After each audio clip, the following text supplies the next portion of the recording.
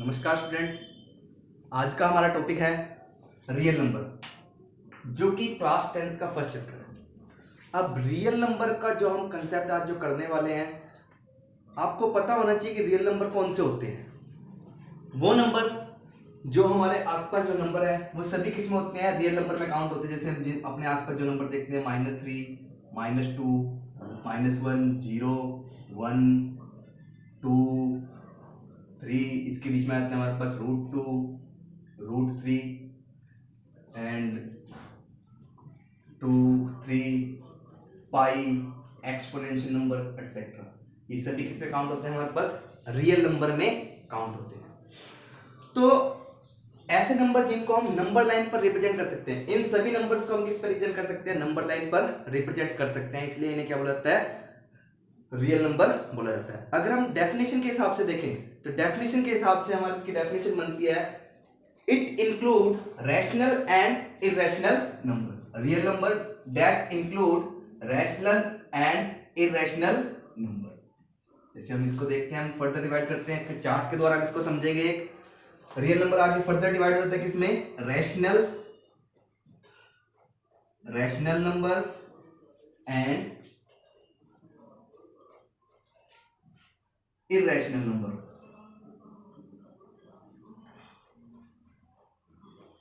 और real number को जो डिनोट किया जाता है, किसे डिनोट किया जाता है, कैपिटल आर से। किसे डिनोट किया जाता है, कैपिटल आर से। आगे आ जाता है हमारे पास रैशनल नंबर। रैशनल नंबर को जो डिनोट किया जाता है, किसे डिनोट किया जाता है, कैपिटल क्यू से। किसे डिनोट किया जाता है, कैपिटल क्यू से। अब रैशनल नंबर कौन से नंबर होते हैं, ऐसे नंबर जिनको हम p बाय क्यू की फॉर्म में लिख सकते हैं। जिनको हम p बाय क्यू की फॉर्म में लिख सकते हैं, उन्हें क्या बोला जाता है, रैशनल नंबर बोला जाता है। बट यहां पे हमारे पास एक कंडीशन होती है। कंडीशन क्या होती है, where q is not equal to 0। Where q is not equal to 0। अब ये कंडीशन यहां पर क्यों दी गई है, इसको समझो क्यों दी गई। जैसे अगर मैं एक तरह से कोई नंबर लेता हूं 2 डिवाइड बाय 0, 2 डिवाइड बाय 0, तो इसका क्या मतलब है, इसका अगर किसी भी नंबर के डिवाइड में क्या आता है, 0 आता है, तो वो क्या होता है, नॉट डिफाइंड, जिसको हम डिनोट करते हैं इन्फिनिटी के साइन से। जब वो नॉट डिफाइंड है तो यानी कि वो रियल नंबर हो ही नहीं सकता। तो यानी कि इसलिए यहां पर कंडीशन दी गई है, q is not equal to 0। But p मेरे पास क्या हो सकता है, 0 हो सकता है, क्योंकि अगर मैं p को 0 रखता हूं और q का क्या रखता हूं, 2 रखता हूं, तो इसका मतलब कि मेरे पास क्या है, ये 0 है। तो हम रैशनल नंबर के एग्जांपल देखते हैं। यहां पर रैशनल नंबर के एग्जांपल्स क्या बनते हैं मेरे पास, जैसे फॉर एग्जांपल जैसे -1, -1/2, 0, 1/2, 1 एंड 3/2, 2, डॉट डॉट डॉट। अब आप कहोगे ये तो ठीक है, -1/2, 1/2 रैशनल नंबर है, तो ये -1, 1 और 2 ये कैसे रैशनल नंबर है। देखो अगर मैं इस नंबर को लिखता हूं, यहाँ पे इसके डिवाइड में 1 लिख सकता हूँ, इसके डिवाइड में 1 लिख सकता हूँ, इसके डिवाइड में भी 1 लिख सकता हूँ। जब इनके डिवाइड में, तो ये क्या वर्तमान बन गए, p बाय q की फॉर्म में बन गए सिंपल नंबर भी, तो इन्हें क्या बोलता हूं मैं, रैशनल नंबर बोलता हूं। तो ये सभी क्या था मेरे पास, किसके बारे में था, रैशनल नंबर के बारे में। किसके बारे में था, रैशनल नंबर के बारे में। अब आगे देखते हैं हम क्या, इरेशनल नंबर। इरेशनल नंबर हमारे पास कौन से नंबर होते हैं, वो नंबर होते हैं अदर देन रैशनल नंबर। कौन से होते हैं, other than rational number. Rational number के अलावा जो भी नंबर मेरे पास जो बचते हैं, उन्हें क्या बोला जाता है, इरेशनल नंबर बोला जाता है। जैसे कि हमारे पास ये नंबर हो गए √2, √3, √5, √7, √6, √7, पाई, एक्सपोनेंशियल एटसेट्रा। ये सभी कौन से नंबर है हमारे पास, इरेशनल नंबर है। सभी कौन से नंबर है, इरेशनल नंबर है। अब आगे देखो, जो रैशनल नंबर, जो इरेशनल नंबर का कंसेप्ट जो यहीं पर खत्म हो जाता है, लेकिन जो रैशनल नंबर है आगे फर्दर डिवाइड होता है किसमें, इंटीजर्स में। किसमें डिवाइड होता है, इंटीजर।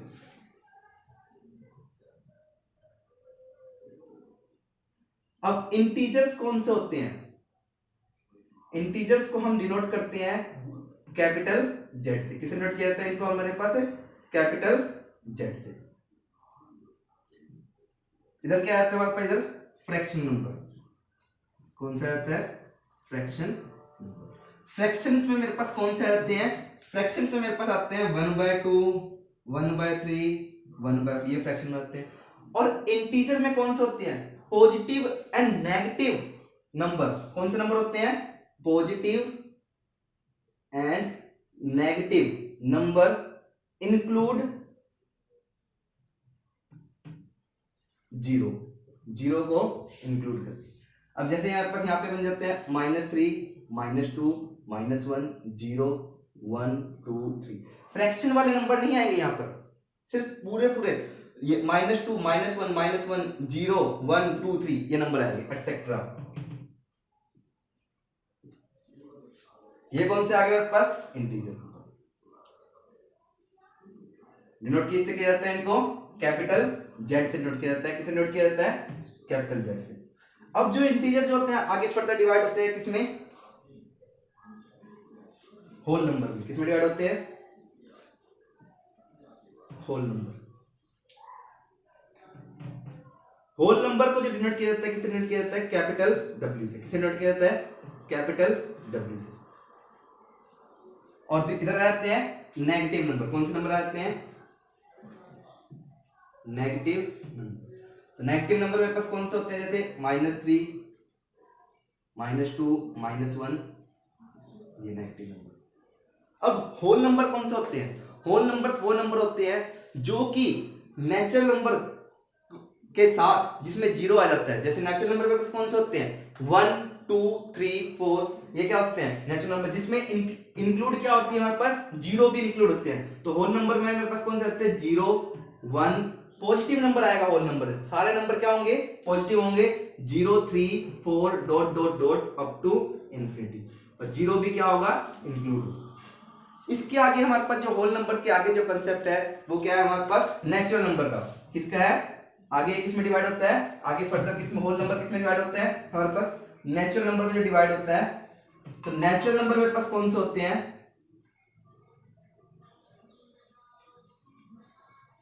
नेचुरल नंबर को हम किसे डिनोट करते हैं? नेचुरल नंबर को हम डिनोट करते हैं कैपिटल एन से। किसे डिनोट किया जाता है? कैपिटल एन से। जैसे हम यहाँ पे जिसका देखते हैं तो नेचुरल नंबर में पास जो काउंटिंग नंबर जो हमारे होते हैं जैसे 1, 2, 3, 4, 5, 6, 7 up to so up and so on. कहां तक जाएगा? एन तक जाएगा। 1, 2, 3, 4, 5, 6 अप टू स्मॉल एन। ये सभी क्या है मेरे पास? Natural number. कौन से नंबर है? Natural number. तो इन्हीं के बेस पर जो अब मैं समझ सकता हूं कि आपको ये सारा कुछ समझ में आ गया होगा कि रियल नंबर्स मेरे पास क्या होते हैं। अब इन्हीं के बेस पे हम जो है एक्सरसाइज को करेंगे। हमारी एक्सरसाइज है 1.1 जिसका फर्स्ट टॉपिक आता है जिसमें मेरे पास है इक्विलिब्रियम डिवीजन। क्या आती है इसमें? Equilibrium division. जिसका फर्स्ट टॉपिक है वो किसका है? इक्विलिब्रियम डिवीजन का है।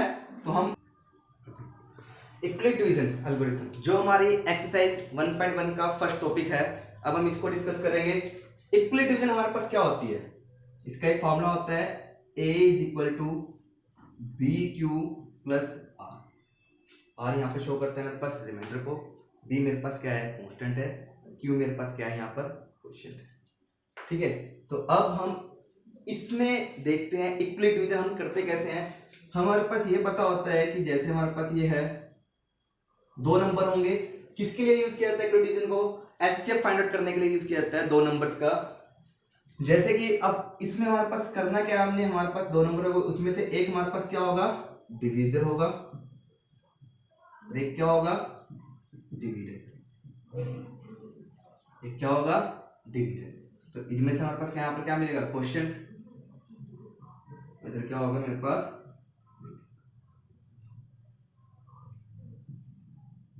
तो हम कैसे फाइंड आउट करेंगे कि डिविडेंड कौन सा है और डिवीजर कौन सा है? जो मेरे पास जो छोटे वाला जो नंबर होगा यानी कि जो स्मॉल नंबर होगा वो मेरे पास क्या होगा? स्मॉल नंबर क्या होगा मेरे पास? डिवीजर। जो लार्ज नंबर होगा वो क्या होगा मेरे पास? डिविडेंड होगा। वो क्या होगा मेरे पास? डिविडेंड। अब जैसे हम फर्स्ट क्वेश्चन देखते हैं। मेरे पास फर्स्ट क्वेश्चन कौन सा है इक्विलिब्रियम डिवीजन का? एक्सरसाइज 1.1 का 135 एंड 225। 135 एंड 225 इसमें से मेरे पास 225 ग्रेटर है किससे? 135 से। ग्रेटर है किससे? 135 से। तो अब जो 225 है वो मेरे पास क्या होगा? डिविडेंड होगा। और 135 क्या होगा मेरे पास इसका? 135 क्या होगा मेरे पास इसका? डिवीजर होगा। तो हम इसको सॉल्व करते हैं। बिल्कुल सिंपल तरीका है, हम इसको बीच में रखेंगे 2 2 5, उसके बाद क्या आ गया मेरे पास ये 135, क्या आ गया मेरे पास ये 135। अब इसको हम सॉल्व करते हैं। तो सॉल्व करने में मेरे पास क्या आता है, कितने पे जाता है 1 पर 135, रिमाइंडर यहाँ से कितना बचता है, क्वेश्चन कितना आ गया 1 और रिमाइंडर यहाँ से बच गया 90। अब जो मेरे पास जो इसका रिमाइंडर बचा है वो नेक्स्ट स्टेप के लिए क्या हो जाएगा, मेरे पास डिवीजर हो जाएगा। जो डिवीजर था नेक्स्ट स्टेप के लिए क्या हो जाएगा, डिविडेंड हो जाएगा। यानी कि 135 मेरे पास यहाँ पर किस में आ जाएगा, बीच में आ जाएगा 130। अब ये कितने से डिवाइड होगा, 90 से, 90 1 जा 90, क्वेश्चन क्या आ गया 1, रिमाइंडर कितना बचा मेरे पास यहाँ पर 40। इस स्टेप को हमने जब तक रिपीट करना है जब तक मेरे पास रिमाइंडर क्या नहीं आ जाता, इसका 0 नहीं आ जाता। आगे हम इसको, अब क्या आ जाएगा 90 बीच में आ जाएगा, 45 2 से क्या होता है 90, 45 2 से क्या होता है 90, कैंसिल आउट हो गया। तो अब रिमाइंडर कितना आ गया मेरे पास इसका 0, रिमाइंडर कितना आ गया 0। तो इसका एचसीएफ क्या हो गया मेरे पास 45। तो जब हम इसको लिखेंगे इस फॉर्म में तो मेरे पास कैसे लिखेंगे, तो कौन सा नंबर है, ए मेरे पास क्या है यहाँ पर 225 इज इक्वल टू, और मेरे पास बी क्या है मेरे पास 135, और क्वेश्चन क्या है इसका 1 प्लस रिमाइंडर कितना आया मेरे पास 90। देन नेक्स्ट स्टेप में 135 इज इक्वल टू क्या होगा मेरे पास इसका ए, और ये कितना आ गया 90 मल्टीप्लाई 1 प्लस रिमाइंडर कितना बचा मेरे पास 45। Then 90 is equal to 45 multiply 2, reminder कितना आ गया मेरे पास 0। तो इससे क्या पता लगता है, HCF of 135 and 225 is 45, is 45। अब हम इसका सेकंड पार्ट करते हैं। सेकंड पार्ट मेरे पास क्या है 196 एंड 38220, 196 एंड 38220।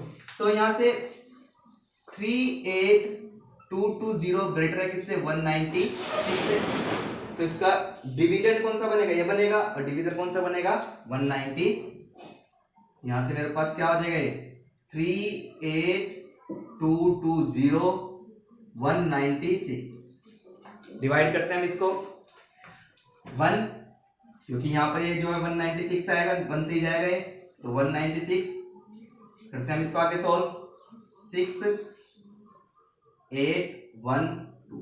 अब देखते हैं आगे फर्दर किस पे डिवाइड होता है। 196 को मैं किससे करता हूं 9 पर करके देखता हूं, तो क्या आता है 9 6 54 81 एंड 5 6 8, यह आ जाएगा 1764,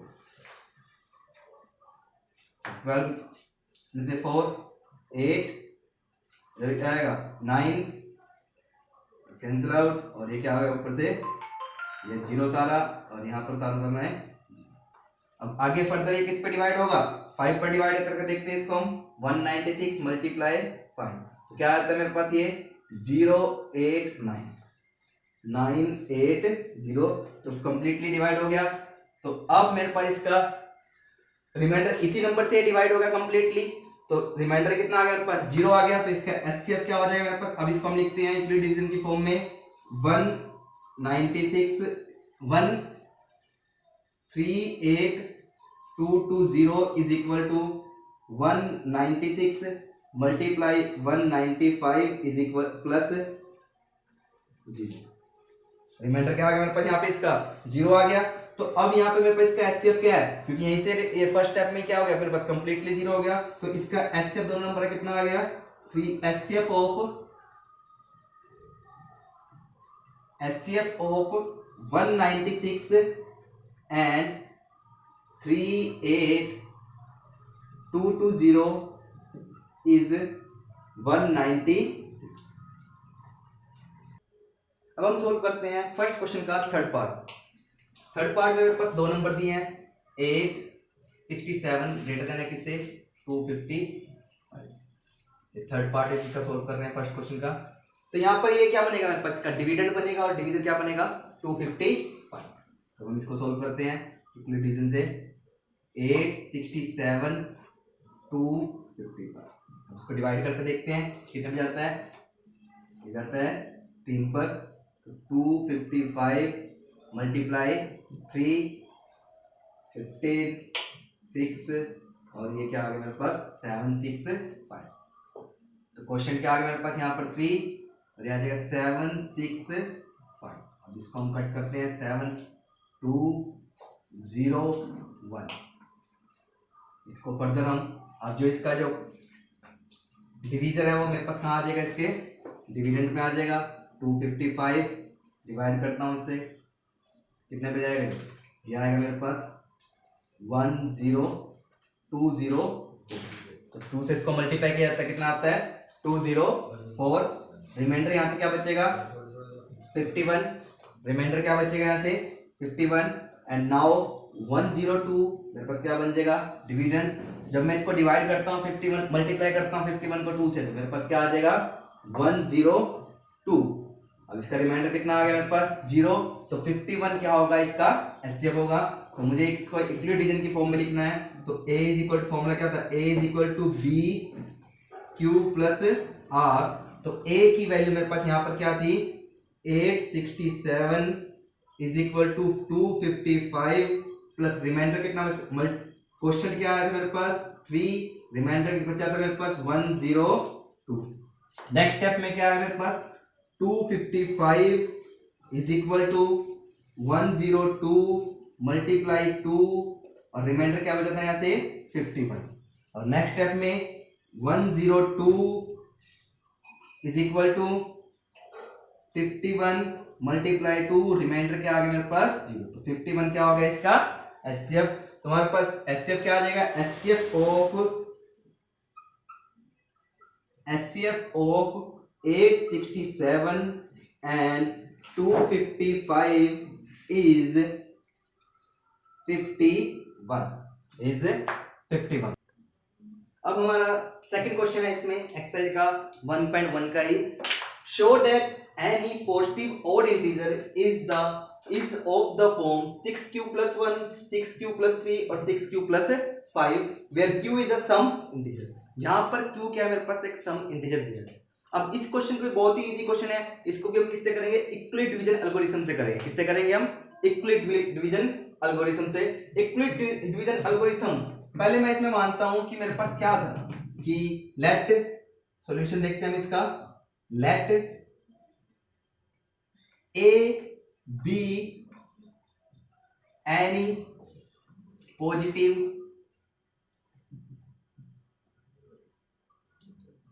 ऑड इंटीजर। मैंने क्या मान लिया, ए को एक पॉजिटिव ऑड इंटीजर मान लिया, क्या मान लिया।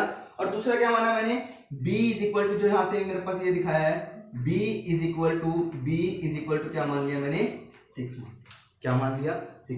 और इक्वल डिवीजन का मेरे पास फॉर्मूला क्या होता है, a is equal to b q plus r। q क्या है मेरे पास रिमाइंडर है और b मेरे पास यहाँ पर क्या है 6 है और r मेरे पास क्या है रिमाइंडर है और a मेरे पास कोई भी नंबर हो सकता है। और r जो हमेशा आपको पता है जो r की जो वैल्यू होती है इसमें, r की जो वैल्यू होती है जो इसका जो रिमाइंडर r क्या है मेरे पास इसमें रिमाइंडर, जो रिमाइंडर इसका होता है वो हमेशा या तो इक्वल टू 0 होगा या फिर क्या होगा 0 से बड़ा होगा। जब 0 से बड़ा है तो यानी कि अब ये किसी ना किसी इसमें पता कैसे चलेगा कि यहाँ मेरे पास ये कहां तक जाएगा। तो यहाँ पर मेरे पास ये नंबर है b और लेस देन क्या होगा मेरे पास ये b, लेस देन क्या होगा मेरे पास b। अब हम इस क्वेश्चन को सॉल्व करते हैं, हम इसको दोबारा से लिख लेते हैं। मेरे पास b क्या है मेरे पास, if a is equal to 6, b ये मेरे पास क्या है, ये मेरे पास कितना दिया है मेरे पास 6 दिया है, 6q प्लस r। तो मेरे पास यहां से r की वैल्यू क्या होगी, b मेरे पास कितना है यहाँ पर 6 है, तो मेरे पास r की वैल्यू क्या होगी यहाँ पर r लेस देन और इक्वल टू 0, ग्रेटर देन और is equal to 0 but less than क्या होगा मेरे पास 6। अगर हम इस कंडीशन से r की वैल्यू निकालते हैं तो r की वैल्यू मेरे पास यहां पर क्या क्या हो सकती है, r 0 हो सकता है, 1 हो सकता है, 2, 3, 4, 5 लेस देन 6, क्योंकि 5 मेरे पास क्या है, लेस देन 6 है। अब इन सभी नंबर को मैं r की जगह इसमें पुट करता हूं, तो मेरे पास कौन कौन से नंबर आते हैं, a is equal to 6q plus 0, और जब मैं अपने r की जगह 0 रखा तो क्या आ गया, मेरे पास ये नंबर आ गया, और जब मैं r की जगह 1 रखता हूं, a is equal to 6q plus 1, जब मैं r की जगह क्या रखता हूं, 2 रखता हूं, तो मेरे पास क्या आ जाएगा, और a is equal to 6q plus 2, a is equal to 6q plus 3, और a is equal to 6q plus 4, और a is equal to 6q plus 5। इन सभी नंबर्स को लिख दिया। अब इन सभी नंबर्स में से मैं देखता हूं कि मेरे पास ओड नंबर कौन कौन से हैं। ये 6q प्लस 1 है, 6q प्लस 3 है, और 6q प्लस 5। अब ये ओड क्यों है, तो मेरे पास मैंने कौन से नंबर फाइंड करने, तो मेरे पास पॉजिटिव ओड इंटीजर कौन से आ गए, तो positive odd integers are 6q plus 1 and 6q plus 3 and 6q plus 5, जिसमें आपको पता लग रहा है कि यहाँ पे, अब इनसे पता कैसे लग रहा है कि ये सारे ओड नंबर हैं। अब देखो इन क्वेश्चन में यहाँ से मुझे ये पता लगे लास्ट में क्या है, 1 है, 6 है, 5 है। अब देखो 6 जब किसी भी मैं, अब देख यहाँ पर मैं बताता हूँ कि ओड कैसे है। अब देखो जब कोई भी इवन नंबर है, जब मैं उसे किसी भी नंबर से मल्टीप्लाई करता हूं तो मेरे पास क्या आता है, इवन नंबर ही आता है। जैसे कि मेरे पास यहाँ पे 6 दे रखा है, तो 6 को जब मैं 1 से मल्टीप्लाई करूंगा तो मेरे पास क्या आएगा, 6 आएगा। 6 को जब मैं 2 से मल्टीप्लाई करूंगा तो क्या आएगा, मेरे पास 12 आएगा। 6 को जब मैं 3 से मल्टीप्लाई करता हूं तो मेरे पास क्या आएगा, 18 आएगा। तो सभी, चाहे कोई सा भी इवन नंबर हो, जब इसको किसी भी नंबर से मैं मल्टीप्लाई करता हूं तो मेरे पास इवन नंबर ही आता है। तो यहाँ पर मेरे पास क्या था, 1, 3 एंड 5। जब मैं इन सभी नंबर में 1 ऐड कर देता हूं तो मेरे पास क्या आ जाता है, ये ओड नंबर आ जाता है कि नहीं आ जाता। सभी नंबर में जब मैंने 1 ऐड किया तो मेरे पास क्या आ गया, ओड नंबर आ गया। जब अगर फर्दर जैसे मैं इसको देखता हूं, अगर इसकी जगह मैं 3 रखता हूं तो मेरे पास यहाँ पे क्या बन जाएगा, 9 बन जाएगा। अगर मैं इसकी जगह यहाँ पर 3 रखता हूं तो क्या बन गया, मेरे पास 9।